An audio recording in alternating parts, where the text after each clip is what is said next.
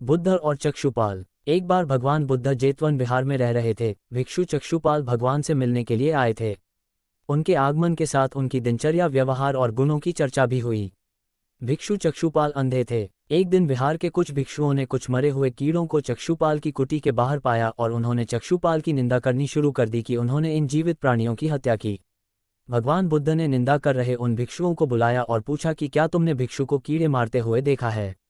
उन्होंने उत्तर दिया नहीं। इस पर भगवान बुद्ध ने उन साधकों से कहा कि जैसे तुमने उन्हें कीड़ों को मारते हुए नहीं देखा, वैसे ही चक्षुपाल ने भी उन्हें मरते हुए नहीं देखा और उन्होंने कीड़ों को जानबूझकर नहीं मारा है, इसलिए उनकी भर्त्सना करना उचित नहीं है। भिक्षुओं ने इसके बाद पूछा कि चक्षुपाल अंधे क्यों हैं, उन्होंने इस जन्म में अथवा पिछले जन्म में क्या पाप किए? भगवान बुद्ध ने चक्षुपाल के बारे में कहा कि वे पूर्व जन्म में एक चिकित्सक थे। एक अंधी स्त्री ने उनसे वादा किया था कि यदि वे उसकी आंखें ठीक कर देंगे तो वह और उसका परिवार उनके दास बन जाएंगे। स्त्री की आंखें ठीक हो गईं, पर उसने दासी बनने के भय से यह मानने से इनकार कर दिया। चिकित्सक को तो पता था कि उस स्त्री की आंखें ठीक हो गई हैं। वह झूठ बोल रही है। उसे सबक सिखाने के लिए या बदला लेने के लिए चक्षुपाल ने दूसरी दवा दी। उस दवा से महिला फिर अंधी हो गई। वह कितना ही रोई पिटी, लेकिन चक्षुपाल जरा भी नहीं पसीजा। इस पाप के फलस्वरूप अगले जन्म में चिकित्सक को अंधा बनना पड़ा। व्यक्ति को परिश्रम करने के साथ धैर्य भी रखना चाहिए। परिश्रम और धैर्य। एक बार भगवान बुद्ध अपने अनुयायियों के साथ किसी गांव में उपदेश देने जा रहे थे। उस गांव से पूर्वी मार्ग में उन लोगों को जगह जगह बहुत सारे गड्ढे खुदे हुए मिले। बुद्ध के एक शिष्य ने उन गड्ढों को देखकर जिज्ञासा प्रकट की, आखिर इस तरह गड्ढे का खुदे होने का तात्पर्य क्या है?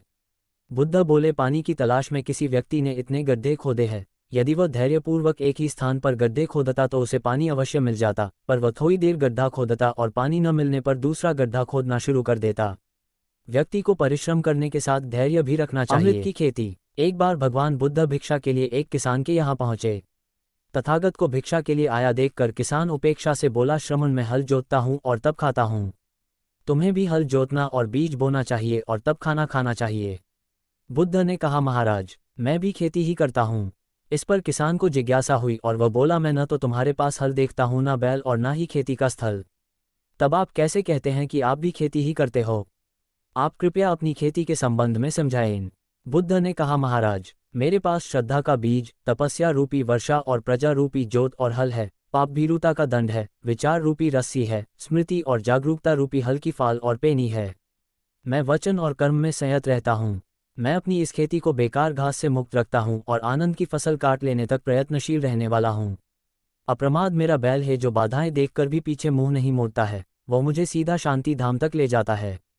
इस प्रकार मैं अमृत की खेती करता हूँ। दान की महिमा। भगवान बुद्ध का जब पाटलिपुत्र में शुभागमन हुआ तो हर व्यक्ति अपनी अपनी सांपत्तिक स्थिति के अनुसार उन्हें उपहार देने की योजना बनाने लगा। राजा बिंबिसार ने भी कीमती हीरे, मोती और रत्न उन्हें पेश किए। बुद्धदेव ने सबको एक हाथ से सहर्ष स्वीकार किया।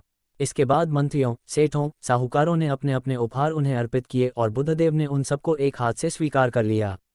इतने में एक बुढ़िया लाठी टेकते वहां आई। बुद्धदेव को प्रणाम कर वो बोली, भगवान जिस समय आपके आने का समाचार मुझे मिला उस समय मैं यह अनार खा रही थी।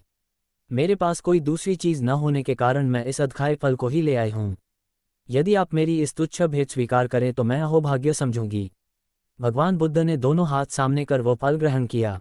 राजा बिंबिसार ने जब ये देखा तो उन्होंने बुद्धदेव से कहा, भगवान क्षमा करें, एक प्रश्न पूछना चाहता हूँ।